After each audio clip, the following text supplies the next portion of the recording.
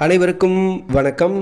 இந்த வீடியோவில் office assistant மசால்ஜி watchman பணியிடங்களுக்கான ஷார்ட் லிஸ்ட் எப்போ ரிலீஸ் பண்ணுவாங்க அப்படின்னு சொல்லி எதிர்பார்க்குறீங்க. ரிசல்ட் எப்போ வரும்? எல்லோரும் மார்க் பார்த்துட்டு இருப்பீங்க. உங்களுக்கான அந்த ப்ராக்டிக்கல் மற்றும் இன்டர்வியூக்கான லிஸ்ட் செலெக்ஷன் பட்டியல் எப்பொழுது வரும் அப்படின்றத மிகப்பெரிய கேள்வி. நம்ம ஆல்ரெடி சொல்லியிருந்தோம்.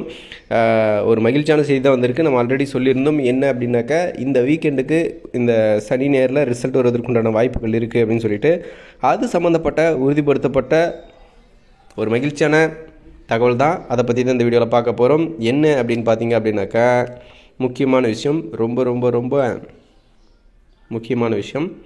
இந்த ரிசல்ட் நாளைக்கு ரிலீஸ் பண்ண போகிறதா சொல்லியிருக்காங்க. இன்றைக்கி சனிக்கிழமை, இன்றைக்கி ஈவினிங் ரிலீஸ் ஆனால் ஆகலாம். அந்த செலெக்ஷன் பட்டியல் இன்றைக்கி ஈவினிங் வந்தால் வரும். இல்லை அப்படின்ற பட்சத்தில் நாளைக்கு சண்டே ரிலீஸ் ஆக போகிறதா சொல்லியிருக்காங்க.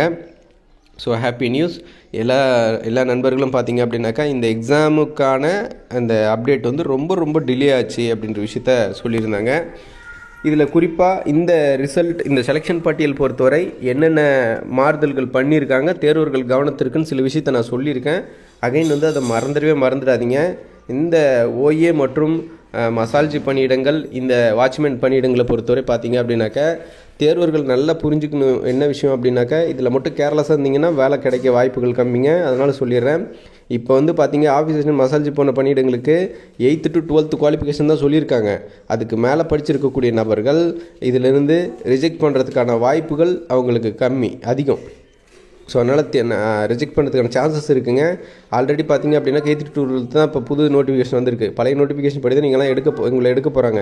இப்போ உங்களுக்கான ப்ராக்டிக்கல் மற்றும் இன்டர்வியூவில் நீங்கள் டிகிரி மேலே முடிச்சிருக்கீங்க, சிங்கிள் டிகிரி ஓகே அக்செப்ட் பண்ணிக்கோங்க. இன்ஜினியரிங் முடிச்சிருக்கீங்க, டபுள் டிகிரி முடிச்சிருக்கீங்க, பிஜி முடிச்சிருக்கீங்க அப்படின்னாக்கா உங்களுக்கு அப்படின்னு சொல்லி ஸ்பெஷல் இது சொல்லுவாங்க. ஸோ கண்டிப்பாக நீங்கள் அந்த இடத்துல உங்களுடைய பொருளாதார சூழ்நிலையும் உங்களுடைய குடும்ப சூழ்நிலையும் எடுத்து சொல்லணும். அதே மாதிரி ஆக்சுவலாக சொல்லுங்கள், உங்களுடைய மனநிலை என்ன, கண்டிப்பாக இந்த இருந்தால் தான் எங்கள் வாழ்க்கையே இதாகும், அந்த மாதிரி விஷயத்த சொல்கிற மாதிரியான சூழ்நிலைகள் இருக்கும்.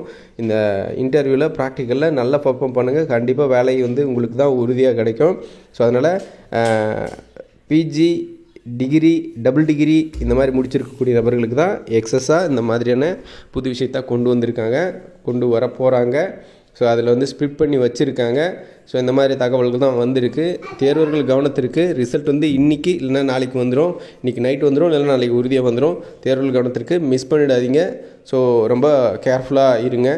ஸோ ரொம்ப இப்போ வாட்ச்மேன் போஸ்டிங்க்கு அப்ளை பண்ணியிருக்காங்க. ஒரு பிஜி படித்த நபர்கள் வாட்ச்மேன் போஸ்டிங்க்கு அப்ளை பண்ணியிருக்காங்க. ஒரு அரசு வேலை கிடைக்கிறது எவ்வளோ கஷ்டம், ஒரு கிராமப்புறத்திலிருந்து படிக்கக்கூடிய நபர்களுக்கு என்ன விஷயம் அப்படின்றது தெரியும், எல்லாருக்குமே தெரிஞ்ச விஷயந்தான்.